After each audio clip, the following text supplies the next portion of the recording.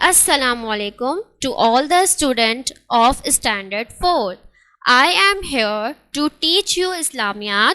First of all, let's talk about your third lecture of Islamiyat. इस्लामियात के third lecture में आप तमाम बच्चों को मैंने तस्बीहात नमाज पढ़ाई थी। तस्बीहात नमाज आप तमाम बच्चों को अपनी इस्लामियत की कॉपी में लिखनी थी। अभी आपको मैंने ये बताया है कि आपके इस्लामियत के थर्ड लेक्चर में मैंने आपको क्या पढ़ाया था और क्या काम दिया था। अब तक आपने अपनी इस्लामियत की कॉपीज़ में जो रिटन वर्क किया है वो है सूरह असर का तर्जुमा, सूरह माऊन का तर्जुमा और तस्बीहात नमाज। तस्बीहात नमाज के रिटन वर्क के बाद आपने मिकाते अव्वल के सबक नंबर 1 ईमान व अकायद का टाइटल पेज अपनी कॉपी में बनाना है। आज मैं आपको इस्लामियत का फोर्थ लेक्चर दूंगी। इस्लामियत के फोर्थ लेक्चर में मैं आज आप तमाम बच्चों को सबक ईमान व अकायद पढ़ाऊंगी और समझाऊंगी। ये सबक आपके मिकाते अव्वल का पहला सबक है। Now open your Islamiyat book and look at the chapter Iman o Aqaid on page number 8. आप तमाम बच्चों को तवज्जो के साथ ये सबक मेरे साथ साथ पढ़ना है और जो कुछ मैं इस सबक से मुताल्लिक समझाऊंगी तवज्जो के साथ समझना है। मैं जहाँ से पढ़ना शुरू करूँगी आपने अपनी फिंगर को मेरी वॉइस के साथ साथ मूव करना है। सबक का नाम ईमान व अकायद। ईमान व अकायद का मतलब है ईमान के अकायद। अकायद अकीदे की जमा है और अकीदे का मतलब है दिल में जमाया हुआ यकीन या ईमान। ईमान मुफस्सिल। बिस्मिल्लाहिर्रहमानिर्रहीम।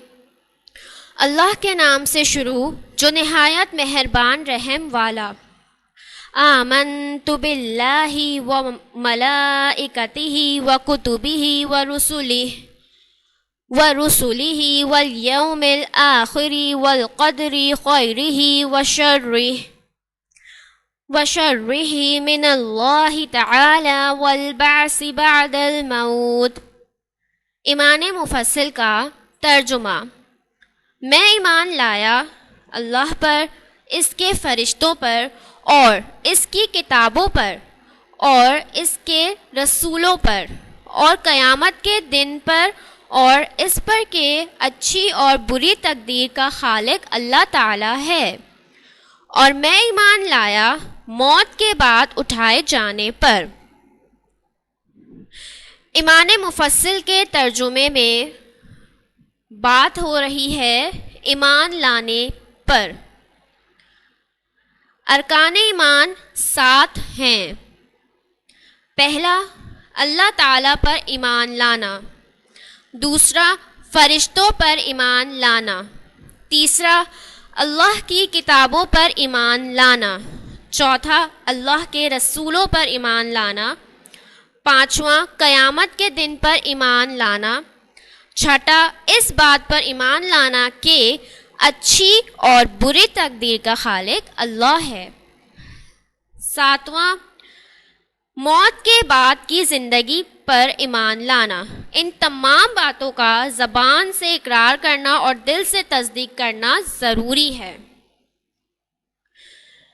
ऐसा नहीं है कि हमें बस अरकान ईमान की तादाद बता दी जाए या अरकान ईमान बता दिए जाएं, जैसे कि मैंने आपको बताया पहला, दूसरा, तीसरा, चौथा, पाँचवा, छठा, सातवां कौन सा है। ये सिर्फ بتانا اور سننا ہی مقصد نہیں ہے.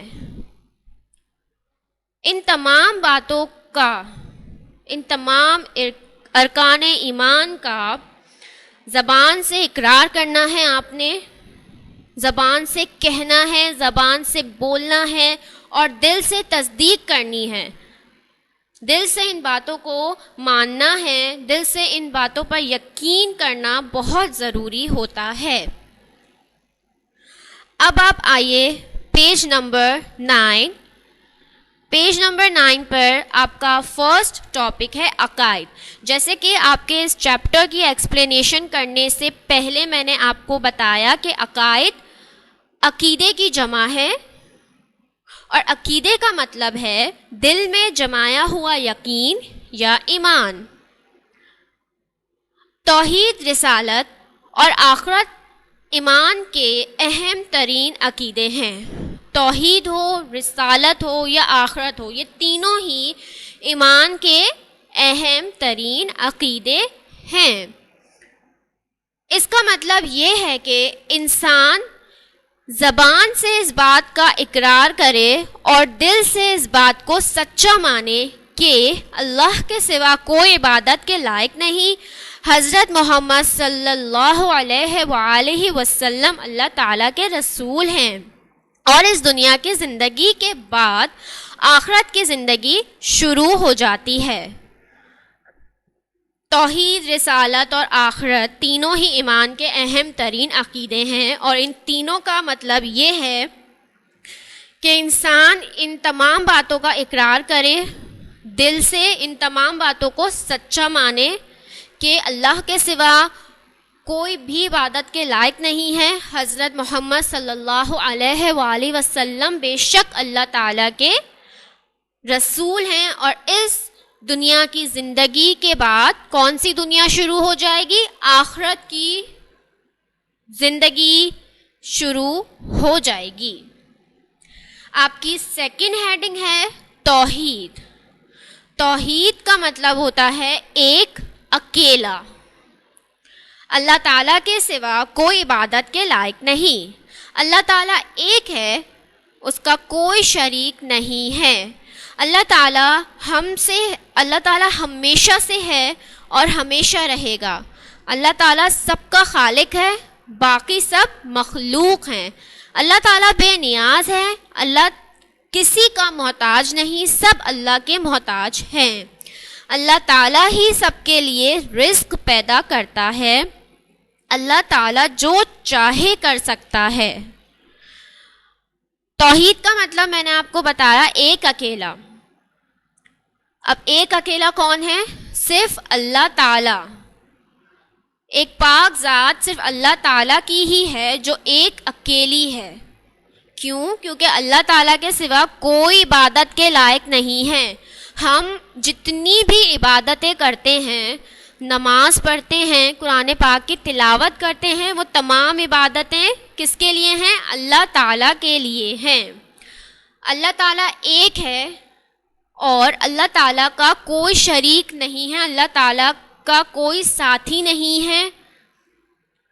اللہ تعالیٰ ہمیشہ سے ہیں اور اللہ تعالیٰ ہمیشہ رہیں گے. اللہ تعالیٰ سب کا خالق ہے، اللہ تعالیٰ سب کا بنانے والا ہے، لیکن اللہ تعالیٰ کا بنانے والا کوئی نہیں ہے. اللہ تعالیٰ نے تمام انسانوں کو، جانوروں کو، چرند پرند کو، سب کو پیدا کیا ہے، لیکن اللہ تعالیٰ کو پیدا کرنے والا کوئی نہیں ہے. اللہ تعالیٰ سب کا خالق ہے اور باقی سب اللہ تعالیٰ کی مخلوق ہیں. اللہ تعالیٰ بے نیاز ہے، اللہ تعالیٰ کسی کا محتاج نہیں ہے، اور ہم تمام انسان، ہم سب صرف اور صرف کس کے محتاج ہیں؟ اللہ تعالیٰ کے محتاج ہیں. اللہ تعالیٰ ہی سب کے لیے رزق پیدا کرتا ہے، سب کو رزق عطا کرتا ہے. اللہ تعالیٰ بے شک جو چاہے وہ کر سکتا ہے. آپ کی تھرڈ ہیڈنگ ہے رسالت. جیسے کہ توحید میں آپ نے اللہ تعالیٰ کے متعلق پڑھا کہ اللہ تعالیٰ ایک ہے، اس کا کوئی شریک نہیں، بے شک اللہ تعالیٰ ہمیشہ سے ہمیشہ رہے گا. اسی طرح رسالت کا مطلب ہوتا ہے رسول کے بارے میں بتانے کا. رسالت میں آپ اللہ کے رسول کے بارے میں جانیں گے. اللہ کے رسول ہماری طرح بشر نہیں ہوتے، بلکہ وہ نوری بشر ہوتے ہیں تاکہ وہ وحی کے نور کو برداشت کر سکیں. وحی صرف اللہ کے نبیوں اور رسولوں پر نازل ہوتی ہے. اللہ کے رسول معصوم ہوتے ہیں، یعنی گناہوں سے پاک ہوتے ہیں. اللہ کے رسول ہماری طرح بشر، یعنی بشر کہتے ہیں آدمی یا انسان کو. اللہ کے رسول جو ہوتے ہیں بچوں، وہ ہماری طرح کے آدمی یا انسان نہیں ہوتے ہیں، بلکہ وہ نوری بشر ہوتے ہیں، یعنی کہ وہ نوری آدمی یا نوری انسان ہوتے ہیں تاکہ وہ وحی کے نور کو برداشت کر سکیں. ہم عام انسان وحی کے نور کو برداشت نہیں کر سکتے. وحی صرف اللہ کے نبیوں اور رسولوں پر نازل ہوتی ہے. بے شک اللہ کے رسول معصوم ہوتے ہیں، یعنی کہ گناہوں سے پاک ہوتے ہیں. اب آ جائیے پیج نمبر 10 پر. ہمارے نبی حضرت محمد صلی اللہ علیہ وآلہ وسلم اللہ کے رسول ہیں. آپ صلی اللہ علیہ وآلہ وسلم کے بعد کوئی نبی نہیں آئے گا. آپ صلی اللہ علیہ وآلہ وسلم پوری دنیا کے لیے ہدایت لے کر آئے. جس نے رسول کا حکم مانا اس نے اللہ کا حکم مانا. ہر مسلمان کے لیے ضروری ہے کہ وہ اپنے ماں باپ سے زیادہ رسول پاک صلی اللہ علیہ وآلہ وسلم سے محبت کرے. اللہ کے رسول صلی اللہ علیہ وآلہ وسلم کی شان میں ذرا سی گستاخی کرنے والا کافر ہو جاتا ہے. یہ تمام باتیں آپ شروع سے پڑھتے ہوئے آئے ہوں گے کہ ہمارے نبی حضرت محمد صلی اللہ علیہ وآلہ وسلم اللہ کے رسول ہیں اور ان کے بعد کوئی نبی نہیں آئے گا. آپ صلی اللہ علیہ وآلہ وسلم پوری دنیا کے لیے ہدایت لے کر آئے تھے، اور ہم میں سے جس کسی نے بھی اللہ کا حکم یا رسول کا حکم نہیں مانا، ہر مسلمان کے لیے ضروری ہے کہ وہ اپنے ماں باپ سے زیادہ، اپنے بہن بھائیوں سے زیادہ، اپنی ہر چیز، ہر رشتے سے زیادہ صرف اور صرف کس سے محبت کرے؟ صرف اور صرف رسول پاک صلی اللہ علیہ وآلہ وسلم سے محبت کرے. اللہ کے رسول کی شان میں اگر آپ کوئی بھی گستاخی کرتے ہیں، ذرا سی بھی گستاخی آپ کرتے ہیں جو ذرہ برابر ہوتی ہے، تو وہ گستاخی کرنے والا، ان کی شان میں وہ گستاخی کرنے والا کافر ہو جاتا ہے. آپ کا نیکسٹ ٹاپک ہے آخرت. آخرت میں آپ پڑھیں گے دنیا کی زندگی کے بعد جب آخرت کی زندگی شروع ہو جاتی ہے، اس آخرت کی زندگی میں کیا ہوتا ہے، وہ تمام باتیں آپ اپنے اس ٹاپک آخرت میں پڑھیں گے اور میں آپ کو سمجھاؤں گی. ہر ایک کو موت آئے گی اور یہ دنیا کی زندگی ختم ہو جائے گی. بے شک ہر ایک کو موت آنی ہے، چاہے وہ انسان ہو، جانور ہو، چرند پرند ہو. اللہ تعالیٰ نے ہر کسی کا وقت مخصوص کر دیا ہے کہ اس وقت پر، اس لمحے اس کو دنیا فانی سے رخصت ہونا ہے. موت کے بعد ایک ہمیشہ رہنے والی زندگی شروع ہو جاتی ہے. آپ کی اصل زندگی جو ہے وہ موت کے بعد شروع ہوتی ہے، جس میں آپ سے آپ کے اعمال کا حساب و کتاب لیا جاتا ہے. آپ نے کتنے نیک اعمال کیے، آپ نے کتنے اچھے اعمال کیے. جب انسان قبر میں جائے گا تو فرشتے اس سے 3 سوال پوچھیں گے. جب انسان اپنی قبر میں اتارا جائے گا تو فرشتے اس سے 3 سوال پوچھیں گے.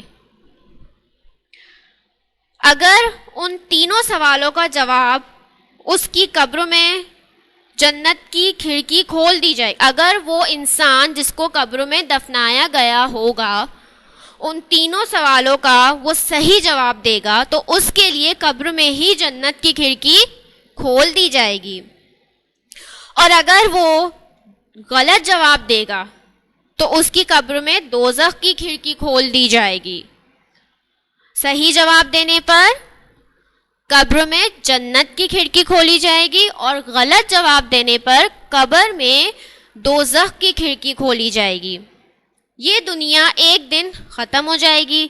اس دن زمین پر موجود سارے انسان مر جائیں گے. جب یہ دنیا بالکل مکمل طور پر ختم ہو جائے گی، اس دنیا سے ہر شے کا خاتمہ ہو جائے گا، اس دن زمین پر موجود جتنے بھی انسان ہوں گے وہ تمام انسان مر جائیں گے. اللہ تعالیٰ انسانوں کو مرنے کے بعد دوبارہ اٹھائیں گے. جیسے کہ میں نے آپ سے کہا نا کہ ہماری اصل زندگی جو ہے وہ آخرت کے بعد کی زندگی جو شروع ہوتی ہے وہ ہماری اصل زندگی کہلاتی ہے. تو جب یہ دنیا ایک دن ختم ہو جائے گی، اس دن زمین پر موجود سارے انسان مر جائیں گے. اللہ تعالیٰ انسانوں کو مرنے کے بعد دوبارہ اٹھائے گا اور ان سے حساب لے گا. جب ہم تمام انسان مر جائیں گے تو اللہ تعالیٰ ہم تمام انسانوں کو دوبارہ اٹھائے گا اور ہم سب سے ہمارے اعمال کا حساب لے گا کہ ہم نے اپنی زندگی میں کتنے نیک اعمال کیے، کتنے اچھے اعمال کیے، کتنوں کا دل دکھایا، کتنوں کی دل آزاری کی. ہر کام کا حساب ہم سے لیا جائے گا، جتنی زندگی ہم نے اس دنیا میں اپنی گزاری ہوگی. اس دن کو قیامت کا دن کہتے ہیں. جس دن ہم سے حساب کتاب ہوگا اس دن کو قیامت کا دن کہتے ہیں. انسانوں کے اعمال کا وزن کیا جائے گا. قیامت کے دن کیا کیا جائے گا بچوں؟ قیامت کے دن انسانوں کے تمام اعمال کا وزن کیا جائے گا.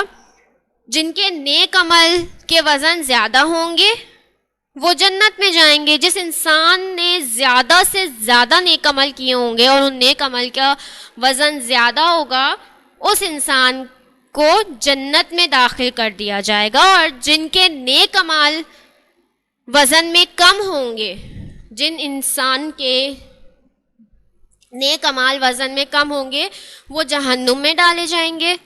قیامت کے دن نہ ماں بچے کو پوچھے گی، نہ اولاد ماں باپ کو. دنیا کا کوئی دوست کسی کے کام نہیں آئے گا. آپ کی دنیا میں آپ کو کسی چیز کی، کسی دوست کی ضرورت ہوتی ہے تو آپ کے دوست آپ کے کام آتے ہیں، آپ کے ماں باپ آپ کے کام آتے ہیں، آپ کے بہن بھائی آپ کے کام آتے ہیں. لیکن قیامت کے دن کوئی بھی آپ کے کام نہیں آئے گا. نہ آپ کے ماں باپ، نہ ماں باپ کے لیے ان کے بچے، نہ بچوں کے لیے ان کے ماں باپ، نہ بہن بھائی، نہ دوست، کوئی کام نہیں آئے گا. اللہ تعالیٰ ہمارے پیارے نبی صلی اللہ علیہ وآلہ وسلم کو قیامت کے دن بہت بلند مرتبہ مقام محمود عطا فرمائیں گے. رسول پاک صلی اللہ علیہ وآلہ وسلم جس کی سفارش شفاعت کریں گے اللہ تعالیٰ اسے معاف کر دے گا اور جنت میں داخل فرمائے گا.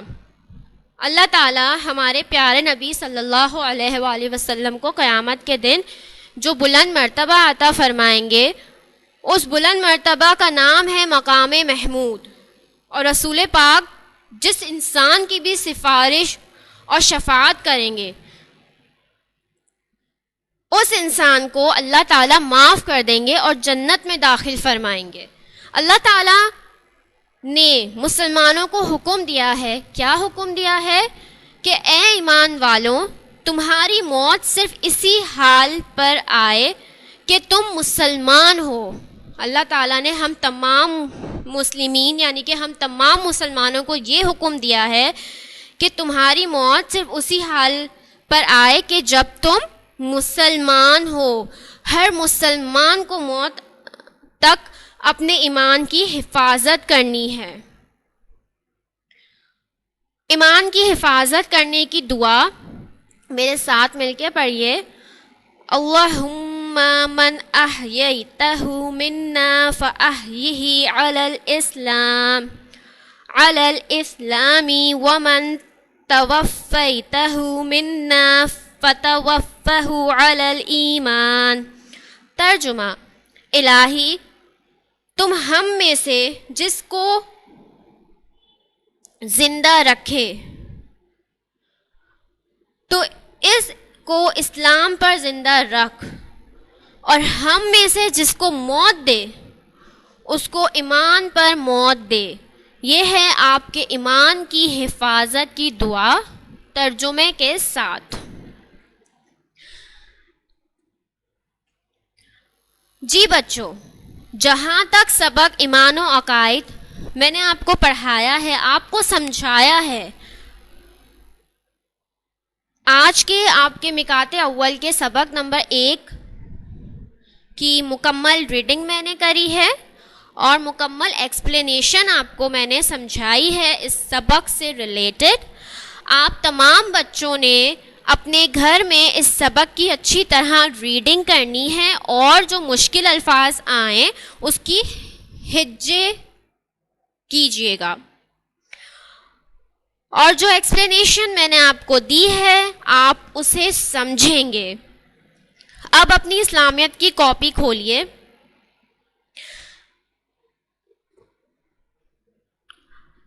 تھوڑا سا میں آپ کو بتاتی چلوں کہ آپ نے سب سے پہلے اپنی کاپی میں سورہ عصر کا ترجمہ، سورہ ماعون کا ترجمہ لکھا ہے. اس کے بعد آپ نے تسبیحات نماز لکھی ہیں.